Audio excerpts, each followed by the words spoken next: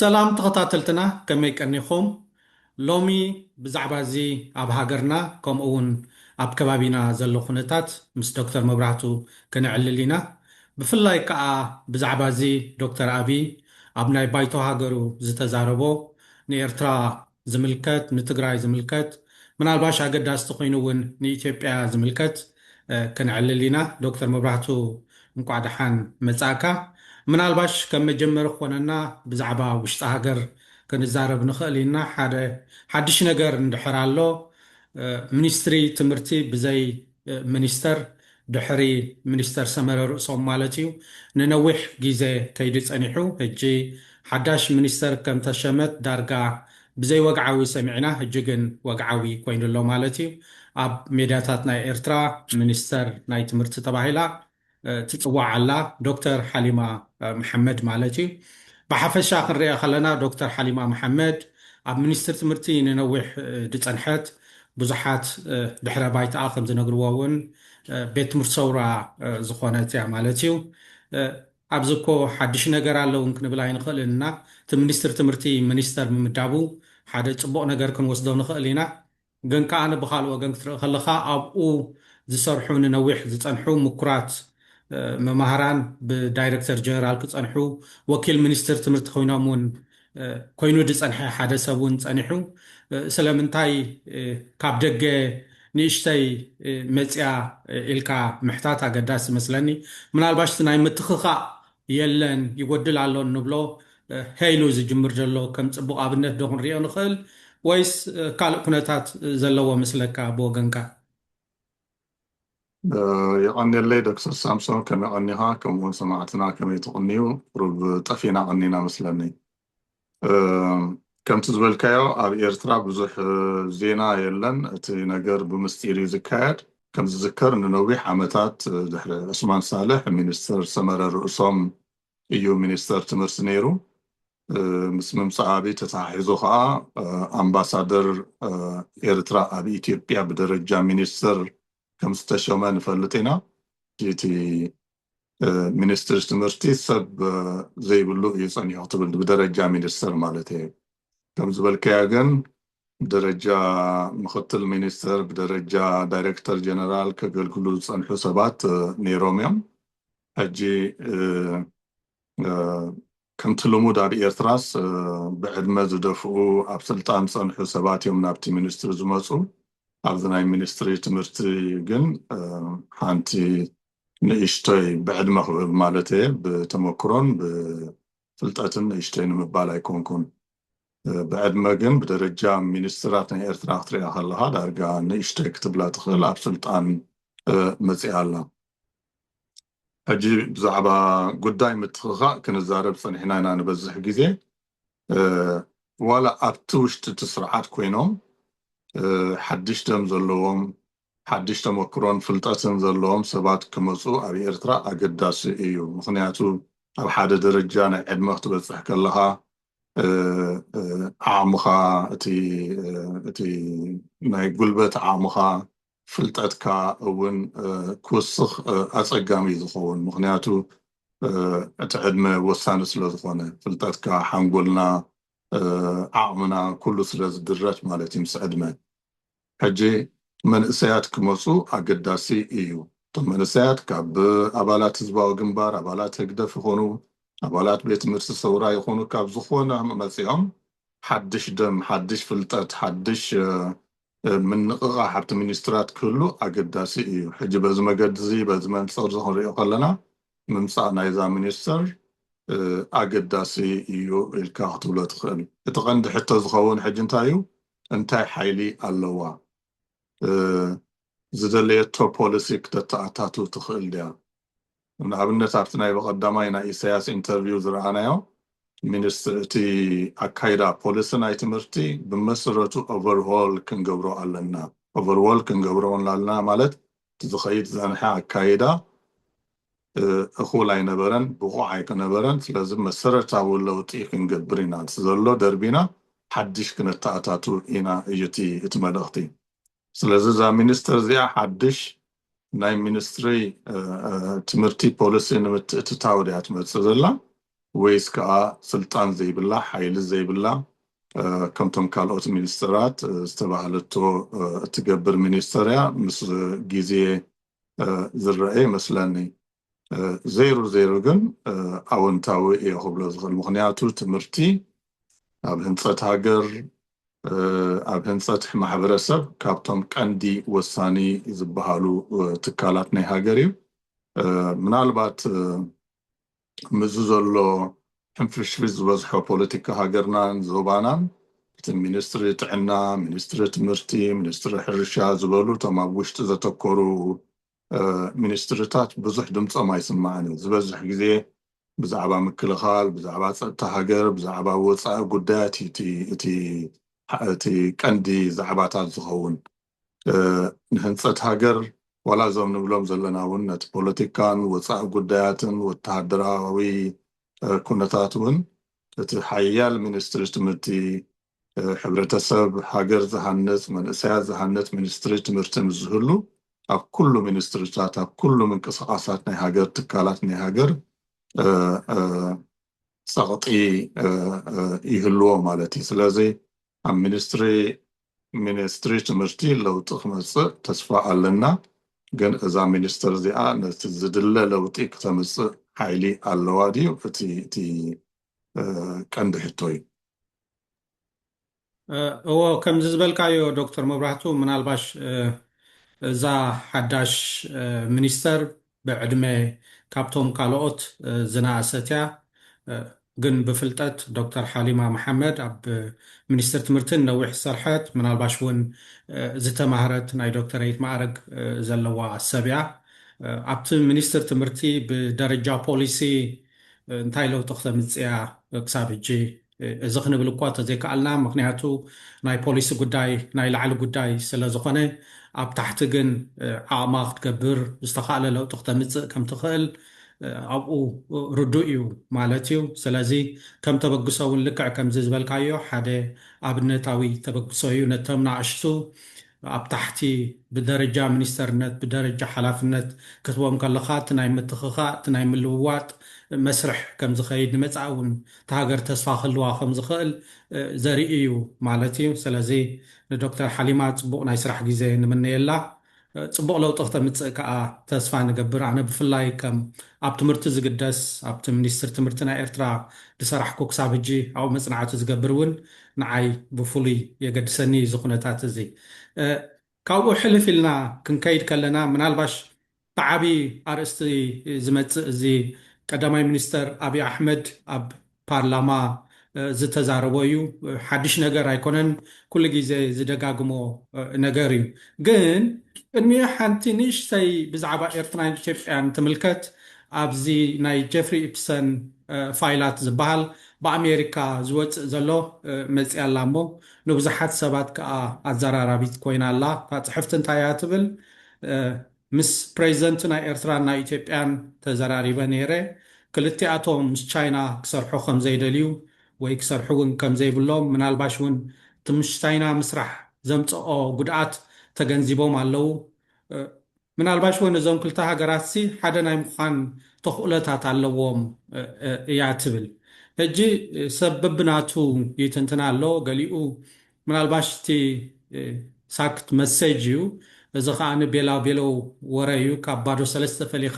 ትሪኦ ነገር ኣይኮነን ካልእ ክትሪኦ ከለካ ከዓ ጀፍሪ ኢፕስተን ቶም ምስኡ ዝራኸቡ ዝነበሩ እውን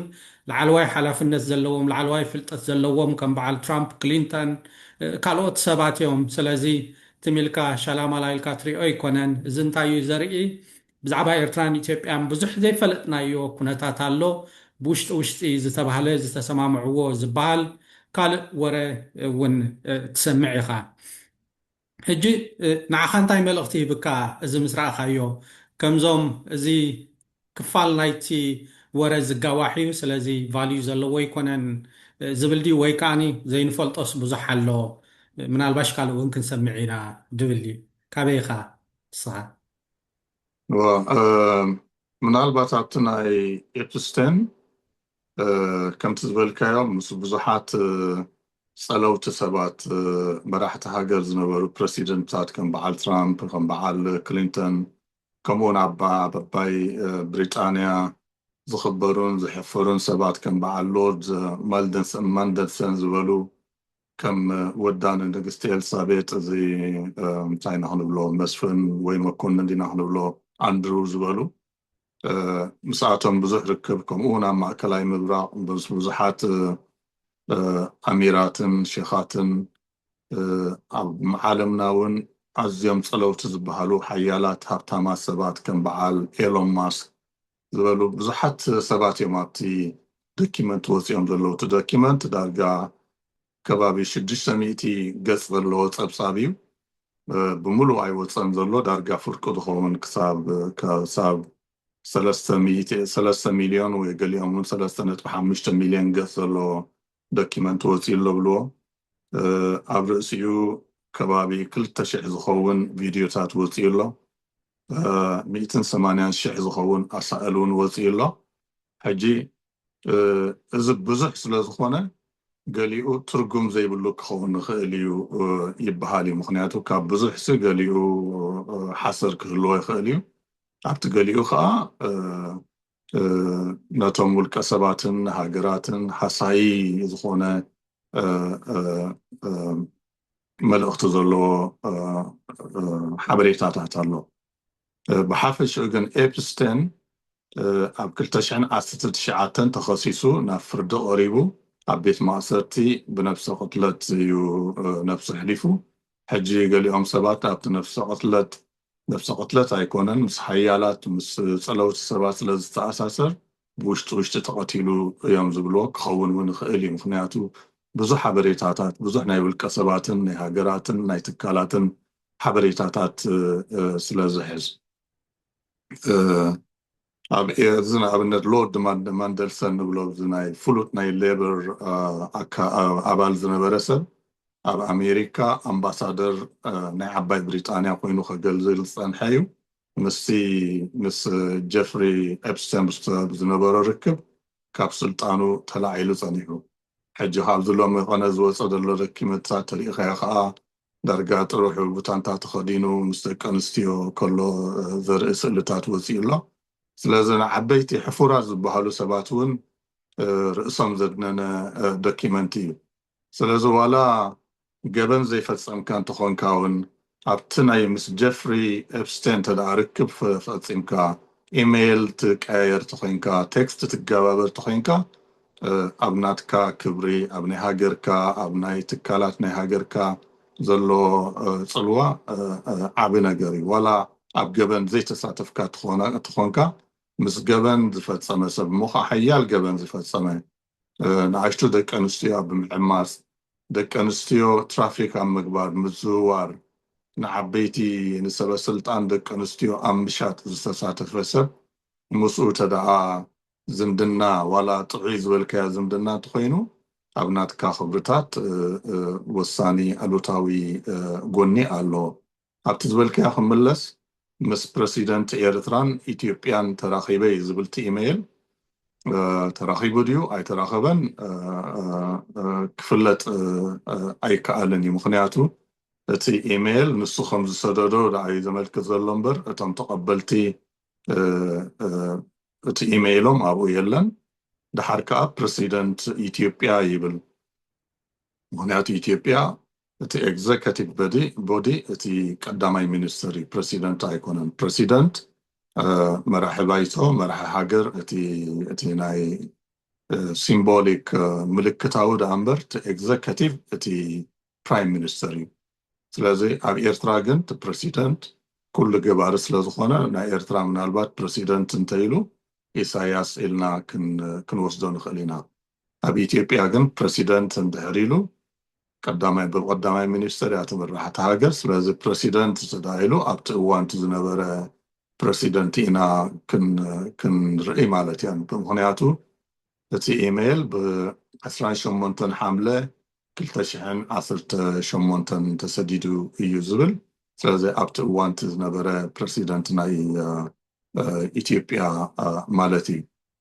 ዜሮ ግን ክልተ እዩ መልእኽቲ ሓደ ኣብቲ ሞንጎ ኤርትራን ኢትዮጵያን ናይ ሰላም ርክብ ስለ ዝጀመረ ሕጂ ናይ ሰላም ህንፀት ናይ ሰላም ወፍሪ ክነካይድ እዩ ዝብል ኣብ ዶብ ኢትዮጵያን ኤርትራን ዓብይ ወፍሪ ክካየድ ምስ ክልቲኦም ፕረሲደንትታት ተሰማሚዕና ይብል ከም ዝበልከዮ ከዓ ክልቲኦም ፕረሲደንትታት ከዓ ምስ ቻይና ነቲ ናይ ቻይና ወፍሪ ከም ዘይድግፉ ንቻይና ከም ዘይኣምኑ እውን ይገልጽ ካብኡ ሓሊፉ ክልቲአን ሃገራት ሓደ ክኾና እውን ዕድል ኣለወን ይብል ማለት እዩ ስለዚ ምስቲ ኣብ ባይታ ዝነበረ ኩነታት ክትሪኦ ከለካ ቁሩብ ዘመሳስል ኣለዎ ምክንያቱ እቲ ራፕሮችመንት ኣብ መንጎ ኤርትራን ኢትዮጵያን ዝነበረ ናይ ሰላም ርክብ መንጎ ኣብን ኢሳያስን ዝነበረ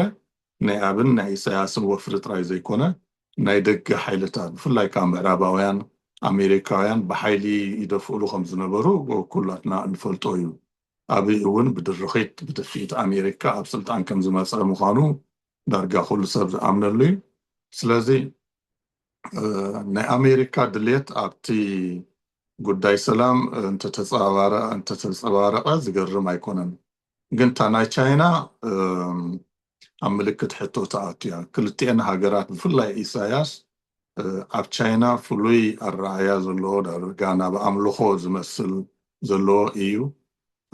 ቻይና ኣብ ልዕሊ ኢትዮጵያ እውን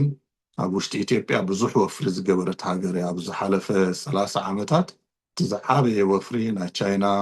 ናይ ቱርኪ ዝመሰለ እዩ ናይ ምዕራባውያን ኣይኮነን እቲ ዝበዝሐ ወፍሪ ኣብ ኢትዮጵያ ዘሎ ኣብ ትሕቲ ቅርፂ ኣብ ፋብሪካታት ኣብ ንግዲ ቻይና ብዙሕ ተሳትፎ ገይራ ስለዚ ኢትዮጵያን ኤርትራን ቻይና ይፀልኡ እዮም ቻይና ኣብቲ ከባቢ ፅልዋ ክህልዋ ኣይደልዩን እዮም ዝብል ዳርጋ ሓቂ ኣይመስለንን ምናልባት ድሌት ናይ ኤፕስቴን መሰረቱ መበቆሉ ኣይሁዳዊ ኮይኑ ኣይሁዳዊ ኣሜሪካዊ እዩ ብድሕሪት ናይ እስራኤል ረብሓ ናይ ኢማራት ረብሓ ናይ ናቱ ናይ ውልቁ ናይዞም ሃብታማት ሰባት ረብሓ ዘንፀባርቕ እዩ እዞም ሃብታማት ቢልዮነራት በዓል ኤሎን ማስክ ምስኡ ዝተኣሳሰሩ እዚ ኩነታት ኤርትራን ኢትዮጵያን እንተደኣ ናብ ሰላም ተሰጋጊሩ ኣብቲ ዞባ ወፍሪ ክገብሩ ከም ዝደልዩ ፍሉጥ እዩ ካብኡ ሓሊፉ እውን ናይ ሶማሊላንድ ጉዳይ እውን ይለዓል እዩ ሶማሊላንድ እውን ናይ ኢንፍራስትራክቸር ሃብ ማእከል ናይ ኢንፍራስትራክቸር ናይ ትሕተ ቅርፂ ክትከውን ዝብል እውን ኣብቲ ናይ ኤፕስቴን ዶኪመንትስ ተጠቒሱሎ ስለዚ እቲ ጉዳይ ድሌት ናይ ኢትዮጵያን ናይ ኤርትራን ጥራሕ ዘይኮነ ድሌት ናይ ኤፕስቴንን እቶም ምስኡ ዝመሓዘቡ ሃብታማትን ቢልዮነራት ውልቀ ሰባትን ሃገራትን ናቶም ድሌትን ረብሓታትን ዘመልክት እዩ ኣብኡ ኣብ ጉዳይ ሶማሊላንድ ኢማራት ተጠቒሳላ እስራኤል ተጠቒሳላ ስለዚ ብሓፈሹ እንታይ የመልክተና እዚ ጉዳይ ናይ ቀይሕ ባሕሪ ናይ ወሽመጥ ዓደን ናይ ሶማሊላንድ ናይ ዓሰብ ሕቶ ጉዳይ ናይ ኤርትራን ናይ ኢትዮጵያን ጥራይ ዘይኮነ ጉዳይ ናይ ኢማራት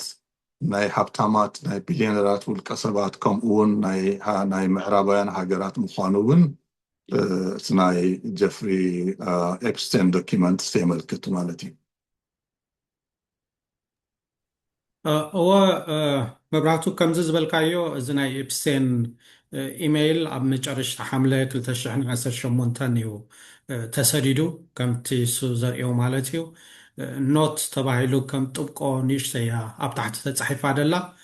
ካልእ ክትጠራጠሮ ዝገብረካ እቲ ሓምለ 2018 እቲ ናይ ኢትዮጵያን ናይ ኤርትራን ስምምዕ ዳርጋ ናብ ንጉር ዝምለሰሉ ዝነበረ ኩነታት እምበር ሓደ ሃገር ክንከውን ክልተ ሃገር ክንከውን ኣብ ዝበሃል ደረጃ እውን ዝበፅሐ ኣይመስለንን እቲ ሓምለ ፕሬዚደንት ኢሳያስ እዚ ተጋገየ ናብ ኢትዮጵያ ከይዱ ምናልባሽ ኣብ እውን ናብ ኤርትራ መፂኡ ክኸውን ይኽእል እዩ ግን እቲ ዲክለሬሽን ዝበሃል ተዓቢ ክንሪኦ ከለናስ ኣብ መስከረም 2018 ኣብ ጅዳ እዩ ተገይሩ ክበሃል ይከኣል ስለዚ እቲ ግዜ ናቱ እንድሕር ሪኢኻዮ እውን ዳርጋ ዝያዳ ከም ትጠራጠር ዝያዳ እቲ ሓበሬታ ትሕዝቶ ዘለዎ ከም ዘይኮነ ዘርኢ ኮይኑ ይስምዓን ወገነይ እውን ክሪኦ ከለኹ ሕጂ ኪንኡ ክንከይድ ከለና እዚ ምናልባሽ ዘይንፈልጦ ነገራት ኣሎ ንምባል እውን ይመስል ኣብይ ሓደ ካልእ ኮንስፓይረሲ ቴዎሪ ረክንብሎ ወይ ከዓኒ ዘረባ ኣምፂኡ ኣብዚ ትማሊ ዝገበሮ ኣባይቶ ናይ ሃገሩ መደረ ማለት እዩ እቲ ዓባይ ሽዑ ኣምፂዋ ዝበሃል ዘይሰማዕናያ ቅድሚ ሕጂ ዘይተረኣየት እንድሕር ነይራ ምስ ኤርትራ ዝለና ዘይምርድዳእ ብሰንኪ ባሕሪ ዝመፀ ኣይኮነን እንታይ ደኣ ብሰንኪ እቲ ኣብ ትግራይ ዝገበርዎ ጨፍጫፍ ዶ ምዕናው ናይ ንብረት ምውራስ ዶ ካብኡ ዝተበገሰ እዩ ግደፉ ኢልናዮም ስለ ዘይሰምዑና ልኡኽ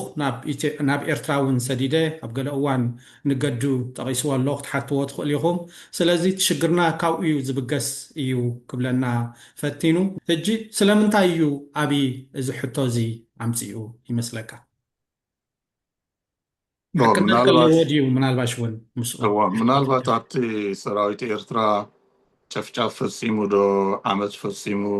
ፋብሪካታት ዓንዩ ድዩ ትሕተ ቅርፂ ዓንዩ ድዩ ዝብል ምናልባት ኣብኡ ተፈላለየ ኣረኣየና ኣረኣያ ክህልወና ክእል እዩ ምናልባት ዘይሩ እቲ ሕቶ ኣብ ማእከላይ ዝኾነ ናፃ ብዝኾነ ሓይሊ ካብ ኤርትራን ካብ ኢትዮጵያን ካብ ትግራይን ወፃኢ ብዝኾነ ሓይሊ ተፃርዩ ክረአ ዘለዎ ይመስለኒ እቲ ሕቶ ዝኸውን ሰራዊት ኤርትራ ኣብ ትግራይ ዝኣተወ ብናይ መገዲ እዩ እዚ ኩናት እዚ ናይ ትግራይን ናይ ኢትዮጵያን እዩ ኤርትራ ዋላ እኳ ኣብ ኩናት ትግራይ ኣብ ጉዳይ ኢትዮጵያ ረብሓ እንተለዋ ብፍላይ ከዓ ኣብ ኤርትራ ዘሎ ስርዓት ምስ ሕወሓትን ምስ መንግስቲ ወደግን ፅልኢ ስለ ዝነበሮ ንሕወሓት ክስዕር ዝነበሮ ቂም ከውፅእ ዕድል ተጠቂሙ ኣትዩ ክኸውን ይኽእል እዩ ግን ኣብዚ ዓዳምን ተዓዳምን እዮም ዘለዉ እቲ ኩናት ናይ ኢትዮጵያ ኩናት እዩ መንግስቲ ኢትዮጵያ ኣብ ልዕሊ ትግራይ ዝካየዶ ኩናት እዩ ኣብቲ ኣብ ልዕሊ ትግራይ ዘካየዶ ኩናት መንግስቲ ኢትዮጵያ ባዕሉን ኣብ ውሽጡ ዘለዉ ሓይልታት ናይ ኢትዮጵያን ካብ ደገ እውን ከም ኤርትራ ዝበሉ ካብ ናይ ሶማልያ ካብ ናይ ኢማራት ካልኦት ወሳሲፉ እዩ ነቲ ኩናት ኣካይድዎ ስለዚ ኤርትራ ኣብዚ ተዓዳሚት እያ ዋላ ሰራዊት ኤርትራ ገበን ፈፂሙ ተኮይኑ እቲ ገበን ቀዳማይ ዝሕተተሉ መንግስቲ ኢትዮጵያ እዩ ምክንያቱ መንግስቲ ኢትዮጵያ እዩ ንሰራዊት ኤርትራ ዓዲሙ ኣብ ትግራይ ከም ዝኣቱ ዝገበሮ ስለዚ መንግስቲ ኢትዮጵያ ቀንዲ ሓላፍነቱ ድሕነት ሃገሩ ድሕነት ህዝቡ ምክልኻል እዩ ስለዚ ኣብ ልዕሊ ህዝቡ ኣብ ልዕሊ ህዝቢ ትግራይ ኩናት ዝኣወጀ መንግስቲ ኢትዮጵያ እዩ እቶም ካልኦት ተሓባበርቲ መንግስቲ ኢትዮጵያ ብዝቀደደሎም ከፋት ዝኣተዉ ሓይልታት እዮም ስለዚ ቀዳማይ ተሓታቲ መንግስቲ ኢትዮጵያ ካብኡ ናብኡ ከዓ እቲ ቀንዲ ፈፃሚ ኣካል ኣብይ ስለዝኾነ ኣብይ እዩ ተሓታቲ ኣብ ትግራይ ንዝተፈፀመ ገበን እንተሎ ኣብ ክልል ኣምሓራ ኣብ ኩሎም ክልላት ዝተፈፀመ ገበናት ቀንዲ ተሓታቲ ኣብይ እዩ ናይ ውሽጥን ናይ ደገን ሓይልታት ንዝፈፀምዎ ገበን ማለት እዩ እዚ ኮይኑ እቲ ሓቂ ኣብቲ ናይ ኣብይ ሓሶት ክንምለስ ኮይና መጀመርያ ኣብይ ዝበሎ ክንርኢ ኣለና ኣብቲ እዋን ኩናት ትግራይን ድሕሪኡን ሕጂ ዝብሎ ዘሎን ከምኡ ነቶም ናቱ ጀነራላት ዝበልዎ ኩሎም ዝበልዎ ኣብዚ ክንዝርዝር ኣይንኽእልን ኢና ግን ውሑዳት ሰባት ዝበልዎ ክንርኢ ኮይና ኣብይ ባዕሉ ኣብዛ ሎሚ ተቐሚጡላ ኮፍ ኢሉ ዝተዛረበላ መንበር ኣብኣ ኮይኑ ንሕና ንመንግስቲ ኤርትራን ንህዝቢ ኤርትራን ብፍላይ ከዓ ንህዝቢ ኤርትራ ፍሉይ ምስጋና እዩ ዘለና ነቲ ዝገበርዎ ሓገዝ ማለቱ እዩ ሰራዊት ኤርትራ ኣትዩ ምሳና ተሓባቢሩ ተዘይከውን ሎሚ ኣበይ ክንህሉ ከም ንኽእል ኩላትና ክንግምቶ ንኽእል እዩ ስለዚ ንህዝቢ ኤርትራን ንመንግስቲ ኤርትራን ዓብዪ ክብርን ዓብዪ ምስጋናን እዩ ዘለና ኢሉ ገሊፅዎ ኣብዛ ናይ የማነ ገብረ መስቀል ትዊተር እውን እቲ ፖቶምኪን ፓርቲ ናይ ብልጭልጭ መንግስቲ ዝብሎ ብልፅግና ትትማለ ዝበሎን ሎሚ ዝበሎን በበይኑ እዩ ንመንግስቲ ሰራዊት ኤርትራ ንመራሕቲ ኤርትራ ከመስግንን ሽልማትን ክህብ ነይሩ ሎሚ ከዓ ተሰልቢጡ ኣብ ልዕሊ ሰራዊት ኤርትራን መንግስቲ ኤርትራን ተቃነ የካየድ ኣሎ ክብል እዩ የማነ ገብረ መስቀል መሊሱ ኣብቲ ሰራዊት ኤርትራ ፈፂሞ ዕንወት ፈፂሙ ዝበሃል እቲ ዕንወት ምፍፃም ኣጀንዳ ናይቲ ኩናት ከም ዝነበረ ኩላቶም ኣብይ ገሊፅዎ እዩ። ኣብይ መቐለ ከም እቲ ቀደም ዝነበራ ሎሚ ፅልዋ ይብላን። መቐለ ሎሚ ካብ ዓብይ ዓዲ ካብ ተንቤን ንላዕሊ ሓይሊ የብላን፣ ካብ በሻሻ ንላዕሊ ፅልዋ የብላን፣ ንመቐለ ናብ በሻሻ መሊስናያ ኢና ዝበለ ኣብ በዓል እዩ። ጀነራል ኣበባው ታደሰ ሰራዊተይን ሰራዊት ሓለባይን ከም ሓደ ኮይኖም ከም ኣሕዋት ኮይኖም ብሓደ ተሰዊኦም ኣብ ሓደ ጉድጓድ ተቐቢሮም ናተይ ሰራዊት ክጥቅዑ ከለዉ ቀንዲ ዘድሓኖም ናይ ሓሊባይ ሰራዊት እዩ፣ ናይ ኢዮብ ሓሊባይ ማለት እዩ። ናይ ሓሊባይ ሰራዊት ክጥቃዕ ከሎ ከዓ ቀንዲ ፀግዒ ኮይኑ ዘድሓኖ ከዓ ናተይ ሰራዊት እዩ ክብል እዩ ጀነራል ኣበባው ተዛሪቡ። ስለዚ ክልቲኦም ሰራዊት ኤርትራን ሰራዊት ኢትዮጵያን ከም ሰራዊት ኢትዮጵያ ኮይኖም እዮም ኣብ ትግራይ ተሳቲፎም። ስለዚ ነዚ ገዲፉ እዩ ኣብይ ሎሚ ናብ ወቀሳ ተመሊሱ ዘሎ። ካልእ ኣበባው ታደሰ ባዕሉ እንታይ እዩ ዝበለ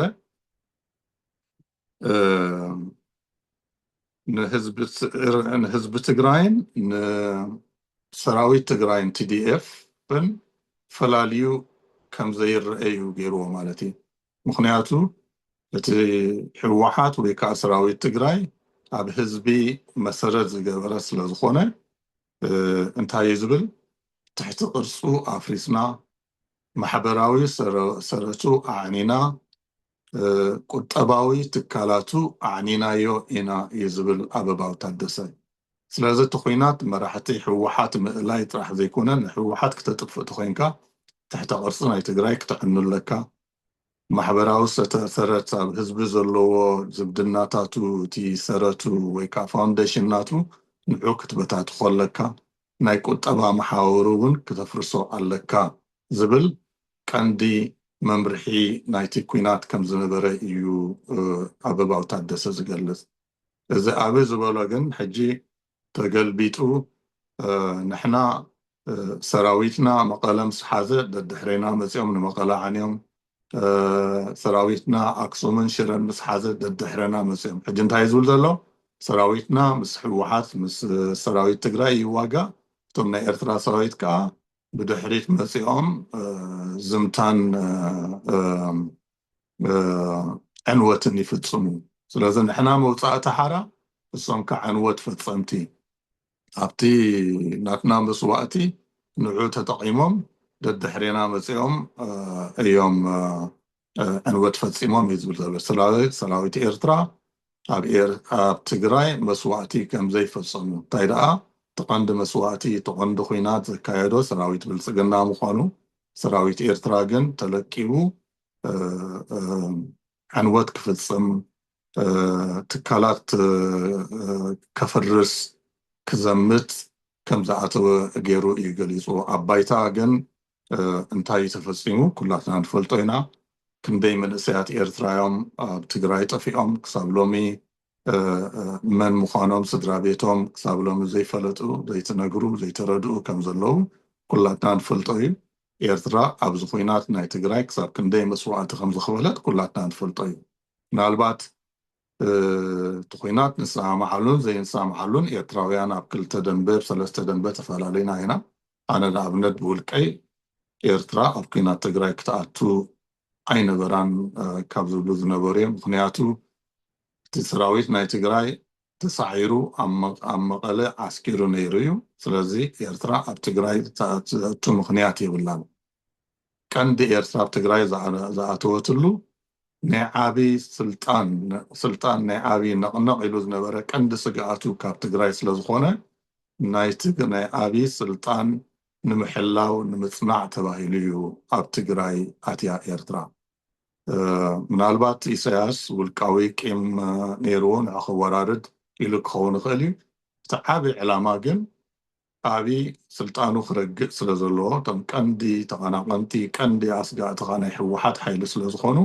ንሶም ክጠፍኡ ኣለዎም ስለ ዝተባህለ እዩ ናይ ኤርትራን ናይ ኢትዮጵያን ሓይልታትን ንትግራይ ወፊሮም። ስለዚ ዓብዪ ሎሚ ስልጣኑ ምስ ረግአ ምስ ተኣማመነ ኣንጻር ኤርትራ ምስ ኤርትራ ኣብዘይ ምስምማዕ ምስ ኣተወ ነቲ ናይ ኩነታት ናይ ትግራይ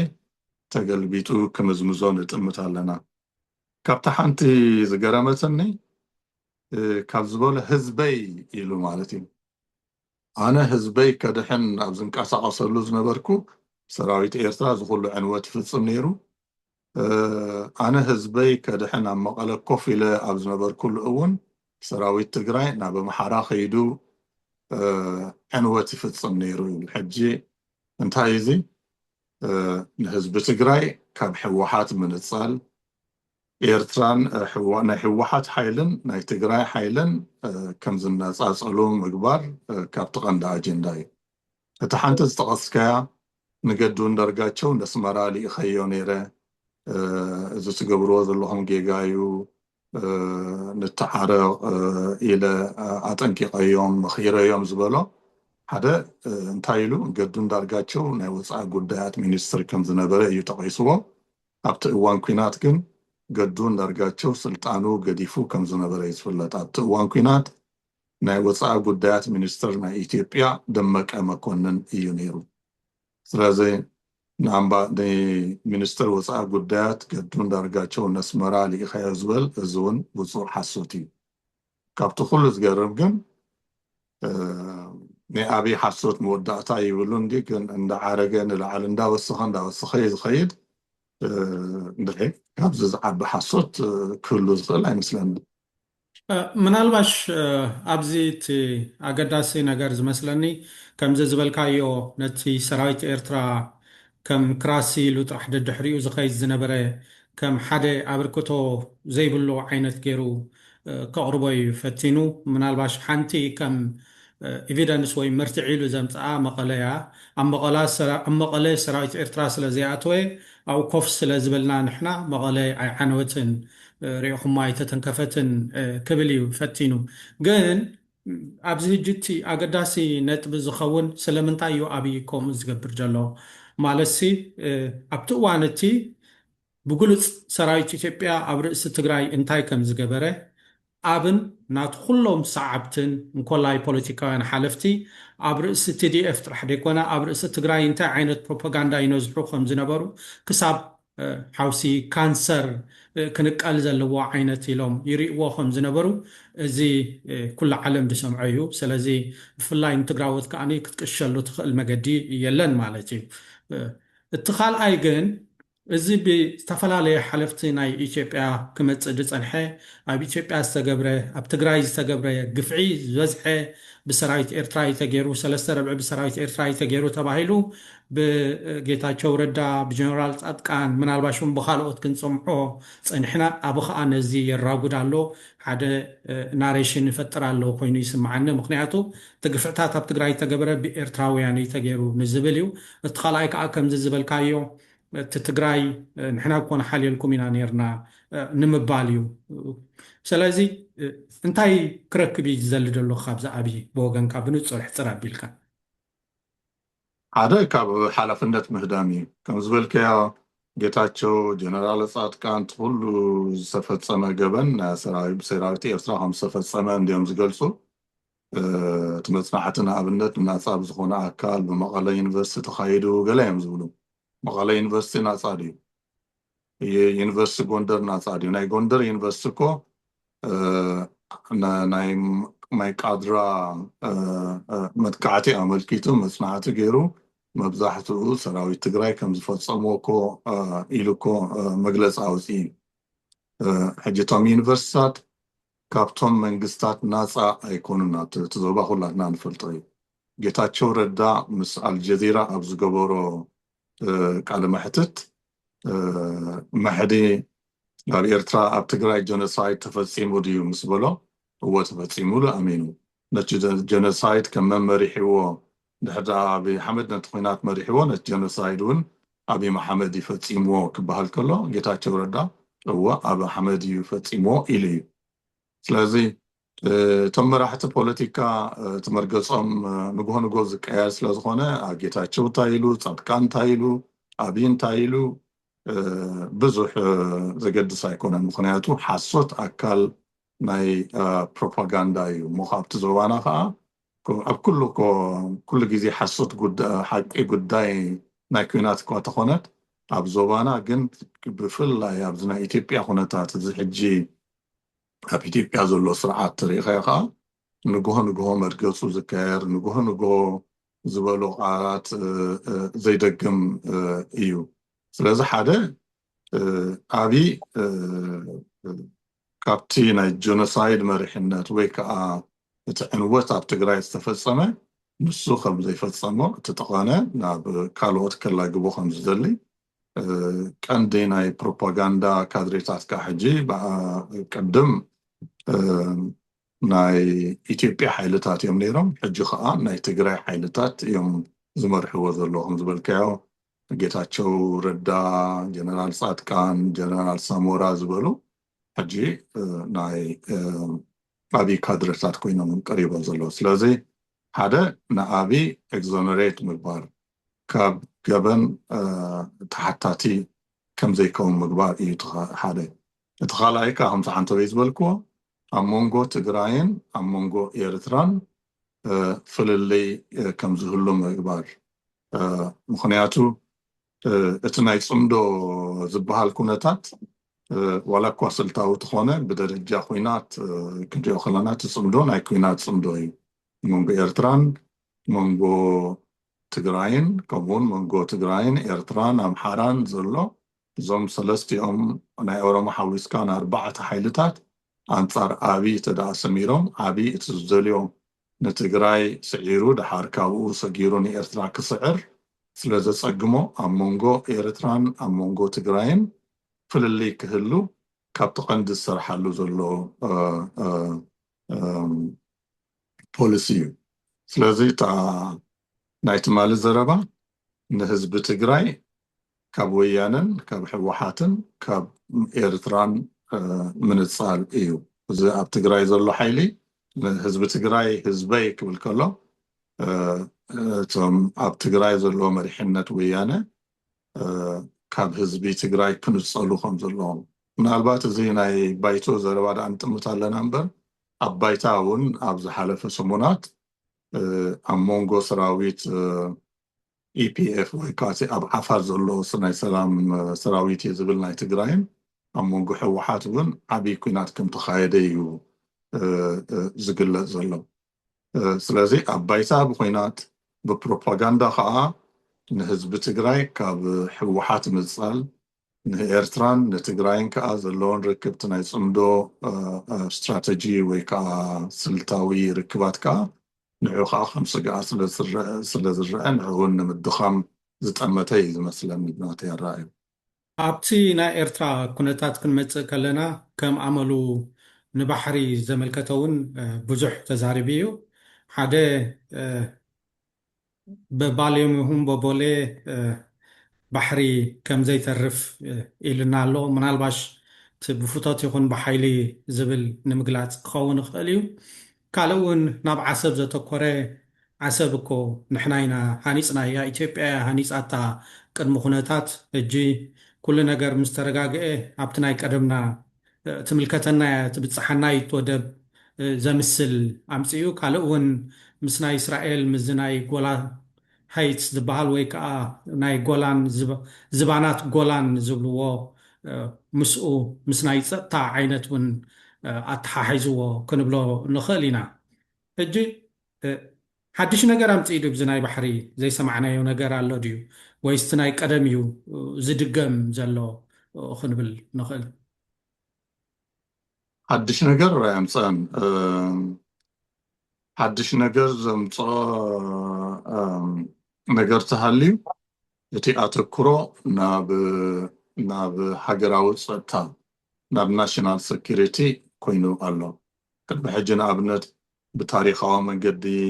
ብሕጋዊ መንገዲ ብዝምድናታት ህዝብታት ብቁጠባዊ ብገለ እዩ ዝብል ነይሩ ሕጂ ግን ናብታ ናይ ሃገራዊ ፀጥታ ጉዳያት እስራኤል ንኣኽራናት ወይ ከዓ ዝባናት ብረኽቲ ጎላን ክትቆፃፀሮ ከላ ናይ ሶርያ ልኡላዊ ግዝኣት ምዃኑ ትፈልጥ ነይራ ግን ብምኽንያት ሃገራዊ ፀጥታ ኣገዳሲ ስለ ዝኾነ ንእስራኤል ሰራዊት ኤርትራ እስራኤል ክቆፃፀሮ ስለ ዘለዎ ተባሂሉ ኣብኡ ኮፍ ኢሉ ማለት እዩ ስለዚ ዓሰብ ከዓ ናይ ጉዳይ ናይ ፀጥታ ስለ ዝኾነ ልኡላውነት ሃገራዊ ግዝኣት ዶባት ናይ ሃገር ብዘየመልክት ዓሰብ ብፍቶት ይኹን ብሓይሊ ክንቆፃፀሮ ኣለና ኢትዮጵያ ሓደ ዓብይ መደብ ኣለዋ ነዚ መደብ እዚ ከዓ ኣብ ደገ ባሕሪ ክህልዋ ብዘይ ኣብ ደገ ባሕሪ ክትፈፅሞ ስለ ዘይትኽእል ኣብ ደገ ባሕሪ ክህልዋ ኣለዎ ብበወልየ ይኹን ብባልየ ካብ ብበወልየ ይኹን ብባልየ ቅድሚ ሕጂ እውን ብርሃኑ ጁላ ዝበላያ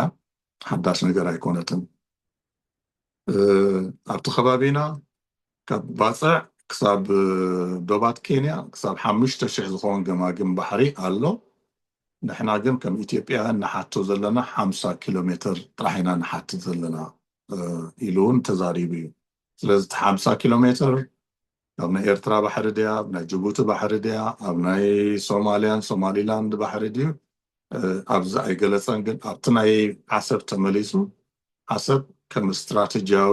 ስትራቴጂካዊ ታርጌት ከም እትርአ እዩ ገሊፅዋ ዘሎ ምስ ኮረብታታት ጎራን ኣነፃፂሩ ክገልፅ ከሎ ካልእ ምስታ ናይ ቀዳማይ ዝበልናያ ምስቲ ታሪኻዊ ኩነታት እውን ትተኣሳሰር ንዓሰብ ዝሃነፅናያ ንሕና ኢና ኢሉ ኣብዚ ቁሩብ ሓቅነት ኣለዎ ግን ብግዜ መቃን ከቐምጦ ነይርዎ መኣስ እዮም ሃኒፆምና ዓሰብ ቅድሚ ትልያን ዳርጋ ኣይነበረትን ቅድሚ 1869 ናይ ጆሴፔ ሳፔርቶ ተፈራሪሙ ኣብ 1870ታት ጥልያን ኣብኡ እግሮም ካብ ዝቐመጥሉ ግዜ ኣትሒዛያ ክትምዕብል ጀሚራ ሳፔቶ ኣብ ዝመፃሉ እዋን ዓሰብ ኣይነበረትን ከም ወደብ እውን ትፍለጥ ኣይነበረትን በቲ ሓደ ታጁራ ነይራ ፍልጥ ወደብ ትሕቲኣ ዓባይ ወደብ በርበራ ኣላ ብሰሜን ከዓ ባፅዕ ኣላ ካብ ከባቢ ዓሰብ ክንርኢ እንተኮይና በይሉል ሓንሳብ ምናልባት ንኢትዮጵያ ዝኣትዉ ወፃእተኛታት ብበይሉል ኣቢሎም ዝሓልፍሉ እዋን ነይሩ እዩ ዓሰብ ግን ኣይነበረትን ኢኻ ትብላ ትኽእል ስለዚ ዓሰብ ከም ዓሰብ ዝኾነት ምስ ምምፃእ ጥልያን ተሰሓሒዙ እዩ ዓሰብ ኮይና ድሓር ምስ ጥልያን ዓብያ እቲ ቀንዲ ወፍሪ ናይ ዓሰብ ግን ከምዚ ኣብዩ ዝበሎ ኣብ ግዜ ሃይለ ስላሴ ካብ ፌደሬሽን ንድሓር እዩ ቀንዲ ወደብ ናይ ኢትዮጵያ ኮይና ክተገልግል ስለ ዝጀመረት እቲ ዝዓበየ ወፍሪ ናይ ኢትዮጵያ ካብ ስሳታት ናይ ወደብን ናይ ሪፋይነርን ኣብ ዓሰብ ስለ ዝኾነ ዓሰብ ልዕሊ ባፅዕ ዓብያ ስለዚ ብወገን ኢትዮጵያ ብዙሕ ወፍሪ ተገይርላ ግን ወፍሪ ስለ ዝገበርካሉ ንሓደ ቦታ ናትካ ድዩ ብዓመፅ ንዝሓዝካዮ ቦታ ወፍሪ ስለ ዝገበርካሉ ናተይ ክትብል ይኽእለካ ድዩ እስራኤል ከምዚ ሕጂ ዝበልናዮ ጎቦታት ጎላን ብሓይሊ ሒዛቶ ኣላ ግን ኣብ ተወሰነ እዋን ናይ ፀጥታ ኩነታት ተተቐይሩ ናብ ሶርያ ክትመልሶ እያ እዚ ራስ መሓመድ ዘሎ ሻርማል ሼክ እስራኤል ንዓመታት ተቆፃፂራቶ እዚ ዘሎ ሪዞርትስ ናይ ቱሪዝም ትካላት ኣብ ሻርማል ሼክ ኣብቲ ከባቢ ሳይናይ ዘሎ እስራኤል ዝሃነፀቶ እዩ ትመሰረቱ እስራኤል ንግብፂ ክትረክባ ከላ ግን ነቲ ትካላት ኣረኪባቶ ኸይዳ ምናልባት ብዙሕ ወፍሪ ገይረ እሞ እቲ ዝገበርክዎ ወፍሪ ክንዲ ገንዘብ ስለ ዝኾነ ክምለሰለ ኣሎ ትብል ተኮይንካ ኣብ ሃገራዊ ሕጊ ኸይድካ ናይ ሕሳባትካ ቀሪብካ ኮምፐንሴሽን ወይ ከዓ ገንዘብካ ዝምለሰሉ መገዲ ክግበር ይከኣል ይኸውን ግን ምስቲ ኢትዮጵያ ኣብ ልዕሊ ኤርትራ ዝገበረቶ ብዙሕ ዕንወት ኣወዳዲርካ ዝጠፍአ ህዝብን ዝጠፍአ ንብረትን ሓሲብካ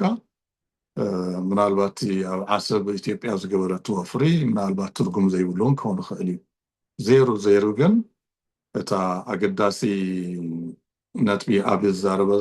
ዝዛረበላ ዘሎ እታ ናይ ናሽናል ሰኪሪቲ ሕቶ እያ ዓሰብ ናይ ናሽናል ሰኪሪቲ ሕቶ እዩ ኢትዮጵያ ኣፍ ደገ ባሕሪ ብክህልዋ ብሰላማዊ መገዲ ብዝርርብ ክንፍትን ኢና ተዘይተኻኢሉ ግን ብካልእ መገዲ ማለት ብሓይሊ ማለት እዩ ምናልባሽ እዛ ናይ ናሽናል ሴኪሪቲ ድበልካያ እውን ኣብ ገለ እዋን ብርሃኑ ጁላ ኣልዒልዋ ነይሩ ዳርጋ ኣቕልል ኣቢሉ 30 ኪሎ ሜትር ኢና ርሒቕና ዘለና ኣብኡ ዝኸውን ነገር ንዓና ክመፀና ይኽእል እዩ ኢሉ 30 ኪሎ ሜትር ክጋንኖ ስለ ዝደለየ እዩ መስለኒ ካልእ ኣብዚ ናይ ዓሰብ ሃኒፅናያ ኢና ዝብል እውን ከምዚ ዘለዓልካዮ ዓሰብ ሃኒፅናያ ኢና እሞ ኣብኡ ዘጥፋእናዮ ገንዘብ ኣሎ ትብል እንድሕር ኮንካ ኣብ ኤርትራ ዝገበርዎ ዕንወት እንድሕር ተተሚኑ ስኒ ክንደይ ክኸውን ይኽእል ኢልካ ምርኣይ እውን ብካልእ ወገን ክሕሰብ ዘለዎ ኮይኑ ይስማዓኒ ምናልባሽ እዚ ኣርእስቲ እዚ እውን ኩሉ ግዜ ኣካታዕዩ ህዝባዊ ግንባር መንግስቲ ኤርትራ ድሓር እውን ንኢትዮጵያ ምስ ወያነ ዝነበረሉ ስምምዕ ካሕሳኺ ሓተተይ ሰዲድዋ ካሕሳኺ ሓትት ነይርዎ ኤርትራውያንሲ ክከሓሱ ነይርዎም መዓት ግፍዒ መዓት ቅትለት መዓት ዕንወት ናይ ገዛውቲ ንብረት ራስያ ወሪድዎም እዩ ካሕሳይ ሓተተ ናብቲ እዋን እቲ ክሓትት ነይርዎ ዝብሎ ብዙሓት ኤርትራውያን ኣለው ምናልባሽ ሕጂ እዋን ዶ ምስለካ ነዚ ብከምኡ ዓይነት ነገር እውን ክምለሰሉ ኣለዎ ዶ ኣባናስ እንታይ ዶ ውሪድ እዩ ንፀባፀብ እንዶ ክበሃል ዘለዎ ዶ ይመስለካ ክበሃል ዝነበሮ ኣብ 91 እዩ ደድሕሪ ናፅነት ኤርትራ ናይ ግድን ኣይኮነን እዚ ዕንወት ተፈፂሙ እሞ ግን ብገንዘብ ድዩ ብካልእ መገዲ ወይ ከዓ ብካልእ ኣምሳያ ንዑ ዝመስል ምለሱልና ክትብል ካልእ ሕቶ እዩ ግን ሪኮግኒሽን ተፈላጥነት ክወሃቦ ነይርዎ ኢትዮጵያውያን ኣብ ኤርትራ ክሳብ ክንደይ ዕንወት ከም ዝፈፀሙ ክንገር ነይርዎ ኩሉ ነደቅሶ ኩሉ ንረስዓዮ ኢልካ እትኸዶ መገዲ ሎሚ እዞም ኣብ ሚድያ ወፂኦም ዝዛረቡ ዘለዉ ጀነራላት ገሊኦም ኣብ ሽዕብን ኣብ ሳሕልን ኣብ ካልእ ከባቢታት ኤርትራን ገበን ዝፈፀሙ እዮም ጀነራል ጨመዳ ንኣብነት ተወሲድናስ ናይ ሽዕብ ዕንወት ዝመርሐ ሰብ እዩ ኣብቲ ድሕሪ ናፅነት ግን ኣብ ኤርትራ ዝተፈፀመ ዕንወት ጀነራል ኩስቶ ጀነራል ጨመዳ ፈፂምዎ እተኢልካ ኣብ ፍርዲ ቀሪቡ ዋላ ምሕረት ተደኣ ተገይሩሉ እዚ ሎሚ ወፂኡ ዝዛረብ ዘሎ ጀነራል ጨመዳ ኣፉ መሓዘ መስለኒ ኣብ 1991 ኢሳያስ ኣፈወርቂ ኣዲስ ኣበባ ከይዱ ንመጀመርያ ግዜ ናይ ዲፕሎማስያዊ ርክብ ክገብር ኣብ ሜድያ ኣብ ዝቀረበሉ እዋን እዚ ሕቶ እዚ ተሓቲቱ ነይሩ ኤርትራ ኢትዮጵያ ኣብ ዓሰብ ብዙሕ ወፍሪ ገይራ ነይራ ኣብ ዓሰብ ዝነበረ ንብረታት ተዘሚቱ እዩ ስለዚ ኮምፐንሴሽን ይግባኣ እዩ ዝብል ሓደ ጋዜጠኛ ሓቲትዎ ኢሳያስ ካብ ዝበሎ ንሕናት ናይ ቀደም ዝተፈፀመ ይረሳዕ ኢልና ናብ ሓድሽ ምዕራፍ ኢና ተሰጋጊርና ዘለና ድሕር ደኣ ከምኡ ክንሓትት ኮይና ኣብ ኤርትራ ዝተፈፀመ ገበን ኣብ ኤርትራ ዝፀፍአ ንብረት በዊሕ ስለዝኾነ ብዛዕባኡ ክንዛረብ ኣይንደልን ኢና ኢሉ እዩ መሊሱሉ ሕጂ ክትርስዖ ፅቡቅ ኣይኮነን ብቕሬታ ክትሓልፎ ክፍለጥ ክዝከር ግን ኣገዳሲ እዩ ምክንያቱ ታሪክ ከይትደግም ስለ ዝሕግዘካ ማለት እዩ ኣብቲ ሕቶ ተደኣ ተመሊስና ብሓፈሽኡ እዛ ዘላ ኤርትራስ ዳርጋ ጥልያን እዮም ሃኒፆማ እንዲና ንብል ጥልያን ግን ብሓይሊ ተቆፃፂሮም እዮም ንኤርትራ ሃኒፆማ ስለዚ ጥልያን ንኤርትራ ኣብ ዓሰብ ዝገበርክዎ ወፍሪ ኣብ ባፅዕ ዝገበርክዎ ወፍሪ ዝሃነፅክዎ መገዲ ባቡር ዝሃነፅክዎ ድሕተ ቅርፂ ኮምፐንሴሽን ወይ ከዓ ክፍሊት ክወሃበና ኣሎ ኢላ ክትሓትት ትኽእል እያ ማለት ድዩ ከምኡውን ዋላ ኣብ ኢትዮጵያ እውን ኣብትና ግዜ ሙሶሎኒ ኣብ ኢትዮጵያ ብዙሕ ዕንወት እኳ ተፈፂሙ እንትኾነ ኢጣልያ ኣብ ውሽጢ ኢትዮጵያ ብዙሕ ናይ ኢንፍራስትራክቸር ናይ ትሕተ ቅርፂ ወፍሪ እያ ገይራ ስለዚ ኢጣልያ እውን ኣብ ኢትዮጵያ ነቲ ዝገበርክዎ ትሕተ ቅርፃዊ ወፍሪ ንዑ ካሕሳ ይወሃበኒ ኢላ ኣይሓተትን እኳ ደኣ ኢትዮጵያ ነቲ ኢጣልያ ዝገበረቶ ጭፍጨፋን ገበንን ካሕሳ ይወሃበኒ ለሓቲታ ካሕሳ ከዓ ተዋሂብዋ ብመንግስቲ ኢጣልያ ስለዘን ሓደ ቦታ ብሓይሊ ተቆፃፂርካ ወፍሪ ስለዘካየድካ ንሕና ከም ኤርትራውያን ኢትዮጵያን ዝብሎ ካልእ እንዲ ከም ኤርትራውያን ግን ኢትዮጵያ ጎበጣ ከም ዝፈፀመት ኢትዮጵያ ገዛኢት ሓይሊ ምንባራ እዩ ብዙሕ ኤርትራዊ ዝኣምን ስለዚ ገዛኢ ሓይሊ ዝገበሮ ወፍሪ ከም ታሪኻዊ ከም ኣወንታዊ ነገር ዝሕሰብ ኣይኮነን እንታይ ደኣ ጎበጣ ፈፂምካ ዝገበርካ ወፍሪ እዩ ክትከይድ ከለኻ ከዓ ወይ ጥራሕ ኢትካ ኢኻ ትከይድ ዘለካ ወይ ከዓ ነቲ ዝፈፀምከያ ገበን ከዓ ካሕሳ ክትከፍል ዘለካ ንስኻ ኢኻ ኤርትራ ኣይኮነትን ክትከፍል ዘለዋ ሓንተ ወይ ሓንቲ ኣገዳሲት ነጥቢ ኣልዒልካ ነርካ ኣቢ ንትግራይ ሎሚ ህዝበይ እንዳበለ ክፅውዖም ጀሚሩ ኣሎ ምናልባሽ ላግፂ ክትብለው እንትኽእል ኢኻ ብካልእ ወገን ካልእ ተመሊሱ ኩሉ ግዜ ዝብሎ ኣሎ ህዝቢ ኢትዮጵያ ሾርት ሚሞሪ ኣለዎ ረሳዓዩ እዩ ዝብል ስለዚ ኩሉ ግዜ ከዓኒ ሓድሽን ኣንፃር ዝኾነ ዘረባታት የስምዖም ማለት እዩ ናብ ባይቶ ድዩ ናብ ካልእ ድዩ እንዳኸደ ግን ኣብ ትግራይ እውን ሎሚ ደበና ናይ ኩናት ወይ ደበና ናይ ዘይርግኡነት ኣይተቐንጠጠን ኣሎ ኣብ ዝሓለፈ መዓልታት ኣየርላይን ናይ ኢትዮጵያ ገለ በረራታት ደው ኣቢላ ሰሚዕና ናይ ድሮን ደብዳብ ኣብ ትግራይ ተኻይዱ ሰሚዕና ምናልባሽ ንኣሽቱ ግርጭታት ኩናት እውን ተኻይዶም ሰሚዕና ኣለና ስለዚ ህዝቢ ትግራይ ኣብ ዘይርግኡነት ይነብር ከም ዘሎ ክሳብ ሕጂ የርእየካ እዩ ማለት እዩ ወላቲ ተመዛቢሉ ዘሎ እውን ኣብ ቦትኡ ተመለሰን ኣደዳ ምፍንቃል ኣደዳ ጥሜት ኣደዳ ካልእ ኩሎም ሕማቕ ሳዕቤናት ኮይኑ ኣሎ ኣበይ ገፁ ይኸይድ ኣሎ ትብሎ እዚ ኩነታት እዚ ኣብታ ናይ ሾርት ሜሞሪ ዝበልካያ ኣበ ኣፉ ከፊዱ ዳ ኢልዎ እምበር መብዛሕቶም ውልቀ መላእኽቲ ዝኣምንሉ ነገር እዩ ኢሳያስ እኮ ዓመት ኢንተርቪው ክገብር ከሎ ከምዚ ክንገብር ኣለና ከምዚ ክንገብር ክንክእል ኣለና ክብል ከሎ ዓመ እንታይ ኢልካ ነርካ ኢሉ ዝሓቶ ስለዘየለው እዩ ስለዚ ኩሎም ዝገብርዎ እዩ ወላብቲ ምዕቡል ዓለም ኣብ ዘለና ምዕራባዊ ዓለም እውን ምስ ኩሉ ምዕባለ ናይ ቴክኖሎጂ ናይ ሚድያ ህዝቢ ኩሉ ግዜ ርሳዐ እዩ ህዝቢ ብመራሕቲ ዝኣምን ከም ኣባጊዕ ተጎቲቱ ዝኸይድ እዩ ዝበዝሕ ግዜ ውሕዳት ሰባት ውሕዳት ኤሊት እዮም ንህዝቢ ዝጠዊዎን ዝዝውርዎን ስለዚ ኣብ ኤርትራ ኣብ ኢትዮጵያ ኣብ ትግራይ ጥራይ ኣይኮነን ህዝቢ ዝበዝሕ ግዜ ዝመሃር ኣብ ሓደጋ ምስ ኣተወ እዩ ኩናት ምስ ኣተወ ጥሜት ምስ መፀ ዕግርግር ክኣቱ ከሎ እዩ ከም ሓድሽ ተወዲቡ ዝንቀሳቀሶ እዚ ኩሉ ንሪኦ ዘለና ምስ ግዜ ትራምፕ ዝመፁ ዘሎ ኩነታት እዚ ኤሮጳ ሕብረት ኣትይዎ ዘሎ ቅልውላው ናይ ቁጠባን ናይ ፖለቲካን ካብ ናይ ህዝቢ ድቃስ ዝብገስ እዩ ምክንያቱ ብዝሓለፈ 30 ዓመታት ርጉእ ኩነታት ስለዝተፈጥረ እቶም መራሕቲ ፖለቲካ ድላዮም ክገብሩ ክሕስቡ ክሰርቁ ዕድል ስለዝፈጥረሎም እዮም ከምዚ ሓንቲ ወይ ዝበልናያ ናይ ጀፍሪ ኤፕስቴን ኩነታት ሓደ ደቂ ኣንስትዮ ዝዕምፅ ደቂ ኣንስትዮ ትራፊክ ዝገብር ኣብ ተፈላለየ ገበና ዝተሳተፍ ሰብ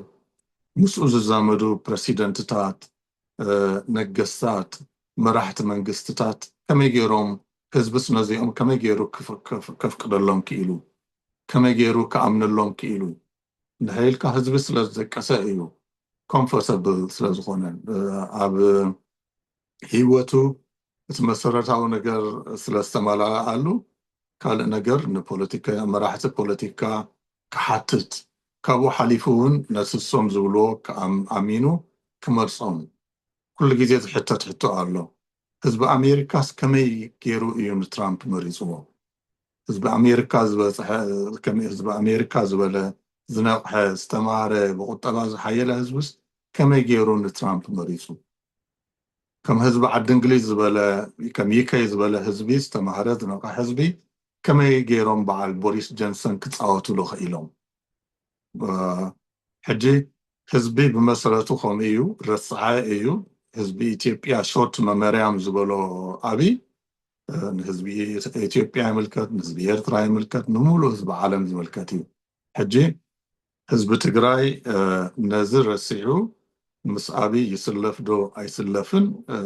እቲ ቀንዲ ሕቶ ናይ ሓይሊ ሕቶ እዩ ዝኸውን ዝመስለኒ ምክንያቱ አብይ ብኣፍ ጥራሕ ኣይኮነን ህዝቢ ትግራይ ምሳኻ ኣለኹ ዝብሎ ዘሎ ማዕቀብ ናይ ቁጠባ ይገብር ኣለኹም ዝበልከያ ነፈርቲ ደው ኢለን ቀኒአን ሕጂ ሎሚ ቀደውን ጀሚረን ኣለዋ ባንክታት ከም ዝግድላዮም ወይ ከዓ ብሕጋዊ መንገዲ ከም ዝግብኦም ገንዘብ ከውፅእ ህዝቢ ኣይክእልን ዘሎ ኣብ ገሊኦም ባንክታት 10,000 ብር ጥራሕ ከም ትፍቅድ ከም ተውፅኦም ዘኽእሉኻ ገሊኦም 2,000 ገሊኦም 5,000 ስለዚ እቲ ናይ ቁጠባ ፀቕጢ ኣሎ ናይ ፖለቲካ ፀቕጢ ኣሎ እዚ ናይ ህዝቢ ትግራይ ኣብ ናይ ቁጠባ ፀቕጢ ኣእቲኻ ካብ ሕወሓት ኣብ ልዕሊ ህዝብኻ ሕወሓት ከም ዘማርር ንምግባር እዩ ዝመስለኒ እቲ አብይ ኣብ ፓርላማ ዝተዛረቦ ከዓ መቐፀልታ ናይቲ ኣብ ባይታ ዝግበር ዘሎ ናይ ፕሮፓጋንዳ ጎስጓስ እዩ ንሕወሓት ንምንፃል ተባሂሉ ነዞም ቲፒኤፍ ስምረ ዝበሃሉ ፓርቲ ፍሉይ ደገፍ እውን ይገብረሎም ኣሎ ንህዝቢ ኣብ ትግራይ ዘሎ ህዝቢ ኣብ ፀቕጢ እንዳእተኻ ነቶም ኣብ ኣዲስ ኣበባ ዘለዎ ሓይልታት ኣብ ዓፋር ዘለዎ ሓይልታት ብፍሉይ መገዲ ከም ዝዕጠቑ ደሞዝ ከም ዝኽፈሉ እናገበርካ ነቲ ኣብ ትግራይ ዘሎ ሓይሊ ከም ዝፈላለ ነናሓድሕዱ ከም ዘይተኣማመን ሓደ ደሞዝ ዘለዎን ሓደ ደሞዝ ዘይብሉን ጌርካ ኣብ ልዕሊ ሕወሓት ኣድማ ክገብር ህዝቢ ትግራይ እውን ናይ ቁጠባ ፀቕጢ ተገይሩሉ ኣብ ልዕሊ ሕወሓት ኣድማ ክገብር ኣብ ልዕሊ ሕወሓት ክለዓል ንምግባር ዝትግበር ዘሎ ገፊሕ ስትራቴጂ ወይ ከዓ ፖሊሲ እዩ ዝመስለኒ መጨረሻ ትመፅእ ሕቶ እንታይ እያ ከምዚ ትብሎ ዘለካ አብይ ዳርጋ ብኩሉ መገድታት ይሰርሕ ኣሎ ኢትዮጵያ ከዓ ማእከል ናይ ዲፕሎማስያ ማለት እዩ ከም ንሰምዖ ዘለና ዳርጋ ኣብ ወርሒ ሓደ ዓብይ ሚኒስተር ወይ ሓደ ዓብይ መራሒ የእንግድ ኣሎ ክትብሎ ትኽእል ኢኻ ናይ ዓዲ እንግሊዝ ናይ ወፃኢ ሚኒስተር ኢትዮጵያ ቅኒያ ኣብ ዝሓለፈ ሳልስቲ ማለት እዩ ሕጂ ብካልእ መገዲ ክትሪኦ ከለካ እውን ኣብን ናቱ ሚኒስተራት ብፍላይ ከኣቲ ኢተማጆር ኢትዮጵያ ሓያል ወታደራውን ቁጠባውን ሓይሊ መስሪታ እያ ኣብ ዝብል ደረጃ ዝበፅሑ ይመስለኒ እቲ ዲፕሎማስያዊ ሓይሊ ከዓ ማዕረ ማዕረ ዝክልተ ይመፅእ ኣሎ ካብ ቀደም እውን ኢትዮጵያ ማእከል ናይ ዲፕሎማስያ ነይራ ክንብላ ንኽእል ኢና ምስ ናይ ኣፍሪቃ ሕብረት ርኢኻ ምስ ሃይለ ስላሴ ኣብ ምዕራብ ዘተኮረ ዲፕሎማሲ ዝፈጠሮ ርኢኻ ማለት እዩ ሕጂ ከዓኒ ኣብይ ነቶም ናይ ውሽጢ ሓይልታት ዳርጋ እንዳዳኸሞም ይኸይድ ኣሎ ፋኖ ካብ ቀደም እውን ብዙሕ ሓይሊ ዘለዎ ሓይሊ ይኮነን ናይ ትግራይ ቲዲኤፍ ከዓ ዳርጋ ተመቃቂሉ ኣዘዝቱ ኣብ ክልተ ተፈንጭሎም ገሊኦም ምስ ኣብይ ሰሚሮም ኣለው ክንብሎም ንኽእል ማለት እዩ ከም በዓል ጀነራል ጻድቃን ከም በዓል ጌታቸው ካልኦት ኣዘዝቲ ሰራዊት ወሲኽካ ማለት እዩ ሕጂ ኣብይ ዘይትንከፍ ኮይኑ ድዩ ገቢሉ ድዩ ገቢሉ ክትብሎ ኣፀጋሚ እዩ ኣብይ ስልጣኑ ጌና ኣብ ነቀይ ነቀይ እዩ ዘሎ ኢለ ዝኣመን ምክንያቱ ኣብ ኢትዮጵያ ዘሎ ፖለቲካ ንሓደ ሰብ ዘሕይል ኣይኮነን ኣብይ ኦፍኮርስ ኣብ ኣዲስ ኣበባ ዘሎ ቁጠባ ከምኡውን ናይ ኦሮሞ ህዝቢ ደገፍ ዘለዎ ይመስል ምክንያቱ እቲ ፖለቲካ ናይ ብሄር ስለ ዝኾነ እቲ ናይ ዜጋ ፖለቲካ ተዘይብልካ ብደረጃ ሃገር ዘይተሓስብ ኮይንካ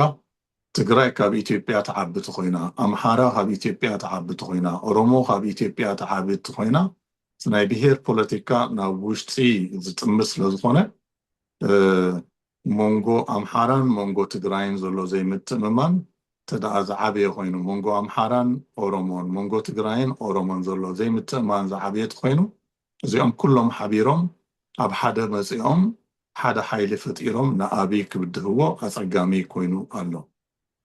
ኣብቲ ውሽጢ ኣምሓራ እውን ደቂ ጎንደር ንጎንደር ጥራሕ ዝከላኸሉ ተኮይኖም ደቂ ጎጃም ንጎጃም ደቂ ወሎ ንወሎ ደቂ ሸዋ ንሸዋ ንሕ ኮይኖም እዚኦም ተጣሚሮም ሓደ ሓይሊ ክመስርቱ ኣፀጋሚ ኮይኑ ኣለዎ ማለት እዩ ስለዚ እቲ ናይ ኣምሓራ ወዳድባ ብመሰረቱ ክቕየር ኣለዎ ፋኖ ኣብ ሓደ መፂኦም ክንብል ከለና ኮንፌደሬሽን ናይ ፋኖታት እዩ ዝመስል ዘሎ ናይ ኣምሓራ ናይ ወሎ ናይ ሸዋ ናይ ጎንደር እዮም ዝመፁ ዘለዉ ሓደ ፋኖ ኣይመፀን ዘሎ ክሳብ ሕጂ ከምኡውን እቲ ናይ ትግራይ ሓይልታት እውን ትግራይ ዳ ይበሃል እምበር ኣብ ውሽጡ እውን ፍልልያ ዘለዎ ይመስል ናይ ደቂ ምዕራብን ደቂ ደቡብን ደቂ ምብራቅን እውን ይርአ ኣሎ ንኣብነት ጌታቸው ረዳ ወድራያ ስለዝኾነ ነቶም ናይ ራያ ሓይልታት ካብቲ ናይ ትግራይ ዝብል ኣተሓሳስባ ወፂኦም ናብ ጌታቸው ከም ዝፅግዑ ምግባር ይመስል ስለዚ እዞም ተፈላለዮም ዘለዉ ሓይልታት ብሓደ ሰሚሮም ንኣብይ ክብድህዎ ኣፀጋሚ ኮይኑሎ ስለዚ ኣብይ ኣብ ስልጣን ክፀንሕ ይኽእል እዩ ማለት እዩ ግን ብኣንፃሩ ተሪኻ ኣብ ከዓ ነዞም ኩሎም ተፈላለዩ ሓይልታት ከዓ ኣሕቢሩ ሓደ ናይ ኢትዮጵያ ሓይሊ ገይሩ ኣንፃር ኤርትራ ኣንፃር ሱዳን ከዓ ከምፆም ከዓ ኣፀጋሚ ማለት እዩ ምክንያቱ እቲ ናይ ትግራይ ሓይሊ ካብ ብዛዕባ ኢትዮጵያ ክሓስብ ብዛዕባ ትግራይ ክሓስብ ናይ ውሽጢ ናቱ ናይ ውሽጢ ወፅዓታቱ እዩ ዘገድሶ እቲ ናይ ኣምሓራ ሓይሊ ከምኡ ናይ ኦሮሞ ሓይሊ ከምኡ ስለዚ ተኣማሚኖም ኣብ ሓደ መፂኦም ኣብ ውሽጢ ኢትዮጵያ ለውጢ ከምፅኡ ንዓብይ ክዓልዎ ወይ ክኣልይዎ የፀግሞም እዩ ኣብ ከዓ ነዞም ኩሎም ሓይልታት ኣብ ሓደ ኣምፅኡ ኣንፃር ኤርትራን ኣንፃር ካልኦት ከሰልፎም ከዓ የፀግሞ እዩ ምክንያቱ ኣብይ በቲ ሓደ ወገን ሓያል ናይ ኢትዮጵያ መራሒ ኮይኑ ናይ ዞባ ጎብለል ኮይኑ ክርአ ይደሊ ኣሎ በቲ ሓደ ወገን ከዓ ነዞም ሓይልታት እዚኣቶም ክበታትኖም ተኮይኑ ከዓ ዲቫይድ ኤንድ ሩል ፈላሊኻ ግዛእ ዝብል ፖሊሲ ስለ ዘለዎ ነቶም ናይ ኣምሓራ ከይሰምሩ ክፈላለዩ ነቶም ናይ ትግራይ ከይሰምሩ ክፈላለዩ ነቶም ናይ ኦሮሞ ሓይልታት እውን ከምኡ ናይ ኦነግ ናይ ኦህዴድ ናይ ገለ እናበልካ እቶም ካልኦት እውን ናይ ዓፈር ናይ ሶማሊ ሓይልታት እውን ከም ዘይሓብሩ ምክንያቱ ኣብቲ ናቶም ዘይምሕባር እዩ ናይ ኣብይ ስልጣን ዝምርኮስ ኣብ ናቶም ምሕባር ዝምርኮስ ነይሩ ዝኸውን ንዖም ኣሕቢሩ ናቶም መራሒ ኮይኑ ንኢትዮጵያ ሓያል ሃገር ገይሩ ናይ ዞባ ጎብለል ኮይኑ ክወፅእ መሓገዞ መስለኒ ስለዚ ኣብ ውሽጢ ዘካይዶ ዘሎ ናይ ፈላሊኻ ግዛእ ፖሊሲ ነቲ ኣብ ደገ ክካይዶ ዝደሊ ዘሎ ናይ ምውራር ወይ ከዓ ናይ ኢትዮጵያን ማትለቅ ኢትዮጵያ ዓባይ ናይ ምግባር ኢትዮጵያ ናይ ዞባ ጎብለል ናይ ምግባር ፖሊሲ በቲ ናይ ውሽጢ ዘካይዶ ዘሎ ፖሊሲ ዝፈርስ ዘሎ እዩ ዝመስል ስለዚ እንታይ ኢና ካች 22 ዓይነት እዩ ተገበርካ ወዮ እንተዘይገበርካ ወዮ እዩ ዘሎ ስለዚ ኣብይ ናይ ዞባ ጎብለል ኮይኑ ክወፅእ ኣፀጋሚ እዩ ብውሽጢ ከዓ ንኣብ ከዓ እቶም ናይ ኢትዮጵያ ሓይልታት ሓቢሮም ከዓ ከኣልይዎ ከዓ ኣፀጋሚ እዩ ስለዚ ናይ ደገ ምትእትታዊ እዩ ወሳኒ መስለኒ ደቂ ኣብይ ክሕይልን ኣብይ ካብ ስልጣን ክእለን ዝውስን ኣብዚ እዋን እዚ እሞ ንሎሚ ናብዛ ኣኽለና መስለኒ እቲ ኩነታት እንዳረኣና ከዓኒ ሓድሽ ሓበሬታት ተሎ ክነምፀልኩም ኢና የቐኒየልና